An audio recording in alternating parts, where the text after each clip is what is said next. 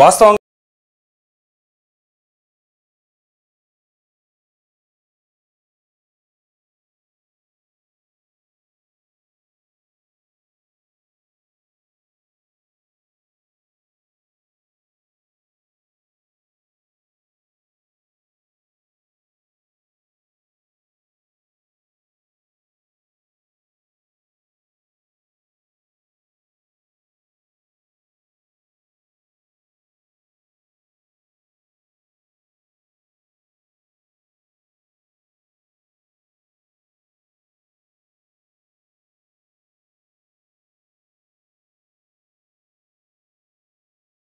నాయన అంటే నేను వాళ్ళ నాయన నేను రానమ్మా గేటు దగ్గర అన్న ఆగతా గానీ నేను ఇంటికి రానని అన్నాడు.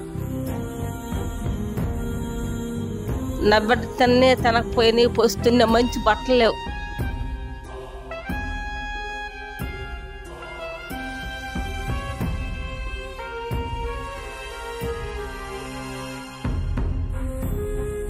చదువుకోన్నారు, మాకు అదిలే ఇదిలే, వాళ్ళు మంచి కాస్ట్లీ బట్టలు అన్నారే, మాకు లేవు కదమ్మా, నన్ను ఇబ్బంది పెట్టల.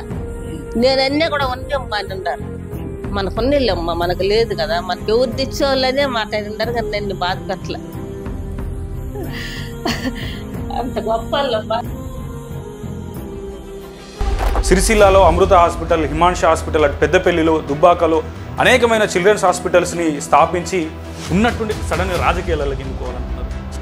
ఇప్పుడు సిరిసిల్లానే ఎందుకు ఎంచుకున్నారు? ఉమ్మడి కరీంనగర్ జిల్లాలో చాలా జిల్లాలు ఉన్నాయి కదా. ఇక్కడ బాగా అనిపించింది, ఇక్కడ స్టార్ట్ చేద్దాం అనుకుని ఇక్కడ నుంచి స్టార్ట్ చేసాం. ఇక దుబ్బాకలో అయితే చరిత్రలో ఫస్ట్ టైం పిల్లల హాస్పిటల్ని అక్కడ ప్రారంభించారు మీ ఆధ్వర్యంలో. ఎట్లా ఫీల్ అయ్యారు? ఫస్ట్ టైం ఏమైనా ప్రాబ్లమ్స్ ఫేస్ చేసిరా సిరిసిల్లాలో? ప్రాబ్లమ్స్ ఇప్పుడు కొన్ని అని కాదు, చాలా ప్రాబ్లమ్స్. ఇప్పుడు ఇంకా మీకు తెలిసే ఉంటుంది, ఎవరిని విచారించినంటారు. సర్వీస్ చేద్దామని విలేజ్కి వస్తే వీడు పైశాచికము పిల్లల హాస్పిటల్లో అని రాశారు పేపర్లో. మన గురించి చెడుగా వార్తలు వచ్చినప్పుడు, రూమర్స్ స్ప్రెడ్ అయినప్పుడు చాలామంది ఓపీ ఫీజు డబ్బులు కట్టి వాళ్ళ పిల్లలకి ఏం ప్రాబ్లం లేకపోయినా భయపడకండి, బాధపడకండి అని చెప్పడానికి డబ్బులు కట్టి వచ్చినాం. ఇంకా అంతకంటే జీవితంలో ఇంకేం అవసరం లేదని అనిపించింది.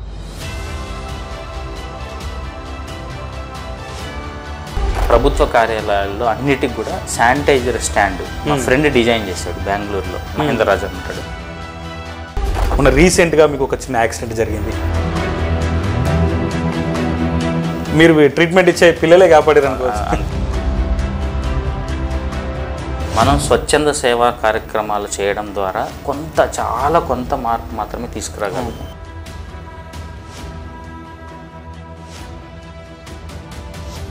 సో మీరు వచ్చింది కూడా టీడీపీ ఇన్ఫ్లుయెన్స్ నుండే, టీడీపీ పార్టీ నుండి టికెట్ ఆశిస్తున్నట్టుగా కొంత సమాచారం ఉంది.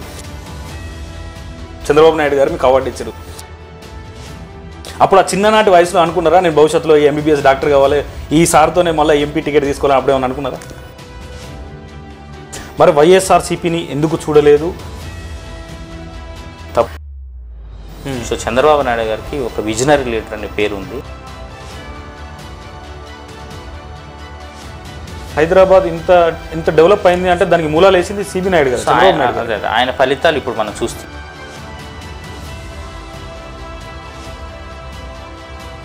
బడుగు బలహీన వర్గాలకి మనం ఏమైనా చేసే ప్రయత్నం చేయొచ్చు అనే ఉద్దేశంతో నేను ఎంపీ చూస్ చేసుకున్నాను.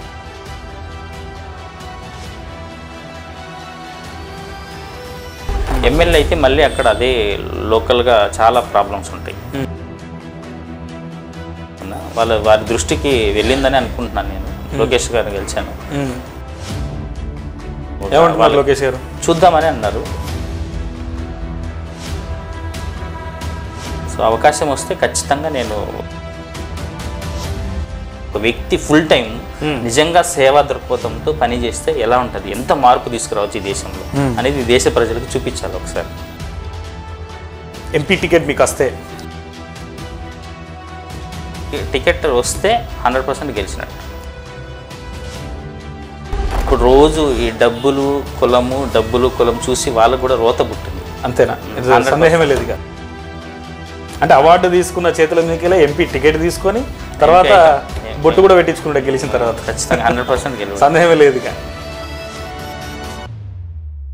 ఓపెన్గా అడగాలి మిమ్మల్ని కూడా, డాక్టర్గా ఉన్నాడు, మంచి హాస్పిటల్స్ రన్ అవుతున్నాయి, ఎందుకు రాజకీయాలు అనే వాళ్ళు కూడా ఉంటారు. చిత్తూరులో మింగే రాజకీయ నాయకులు ఉంటారు, సేవ చేసే రాజకీయ నాయకులు ఉంటారు. నేను కొన్ని కోట్ల మందికి సేవ చేయాలని అనుకుంటున్నాను. నేను చిత్తూరు ప్రజలకి ఒక్కటే చెప్పదలుచుకున్నాను, మనం పిల్లల భవిష్యత్తుని దృష్టిలో పెట్టుకొని ఈసారి ఎలక్షన్స్లో చాలా మంచి నిర్ణయం తీసుకోవాలి.